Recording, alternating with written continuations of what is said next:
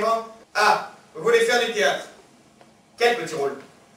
Comment avez-vous su qu'il y aura des petits rôles dans ma prochaine pièce? Je suis navré de ne pas être gentil comme vous le dites, mademoiselle, et je vous prie de bien vouloir m'excuser si je raccroche le récepteur. Au revoir, mademoiselle.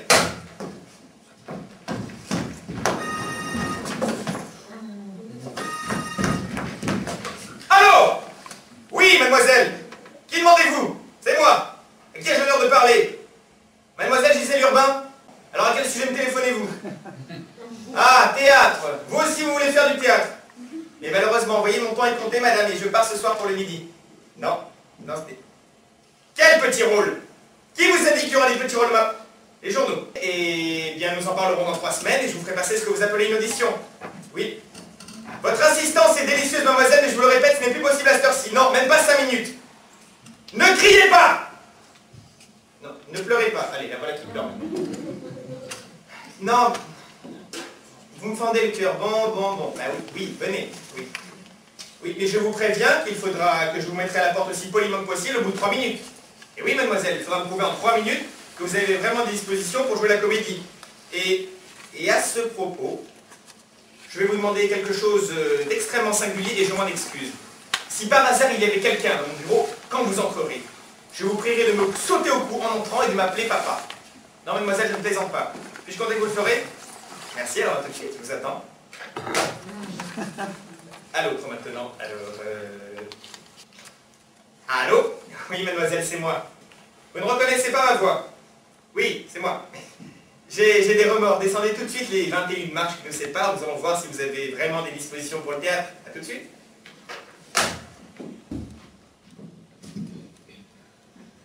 Bonjour, voisinier dessus. Entrez. Asseyez-vous.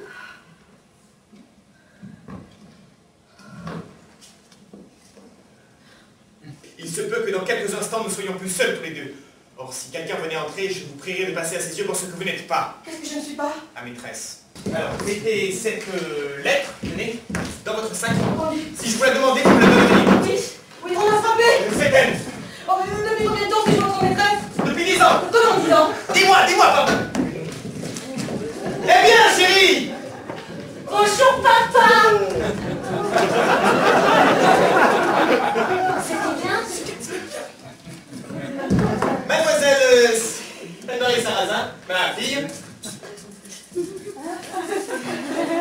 Cette rencontre soigneusement évitée par moi depuis des semaines et des semaines, eu égard au sentiment d'animosité qui vous dresse l'une contre l'autre, eh bien je me demande à présent s'il ne vaudrait pas mieux qu'elle ait lieu cette rencontre.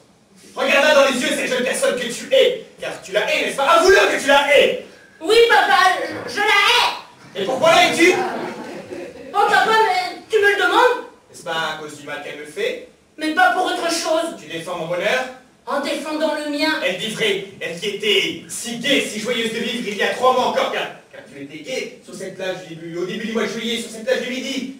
À Boulouris, ça? Oh, comme je m'amusais. Tu riais du matin au soir. Et je dansais du soir au matin. D'ailleurs, n'y avait-il pas un projet de mariage? Si, des projets de mariage avec le fils aîné de Madame Youpi. Quelle Madame Youpi? La sœur du général. Et ce mariage? Rompu. Rompu depuis... Depuis qu'elle a su. Et par qui l'a-t-elle su? Par le ministre du Commerce. Ah, et maintenant c'est fini. Fini, oui. À cause d'elle?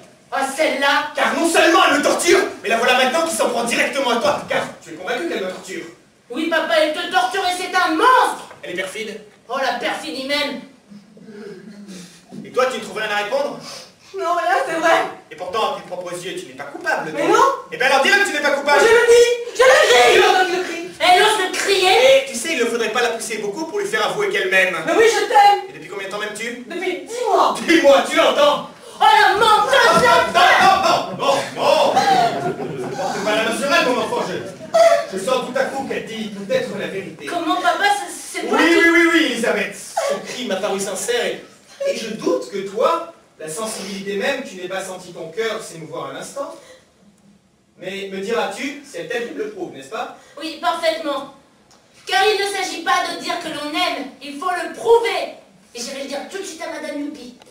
Demande, prouve-le-moi que tu m'aimes. Oh, la pauvre. Son père est infirme, sa mère n'est pas très bien non plus. Pauvre petite, c'est affreux. Tu pleures, mon enfant. Faut que tu la sens, papa. Je vais le faire. Oh, mademoiselle, je vous donnerai la vie, mon père, demain. Je ne fais que mon devoir. Embrasse-la, Elisabeth. Oui, papa. Et toi, Anne-Marie, me pardonnes-tu mon injustice? Oui, papa. Ah oui, mon fils. Eh bien, dans ce cas, je vais vous donner à chacune un petit rôle dans ma prochaine pièce.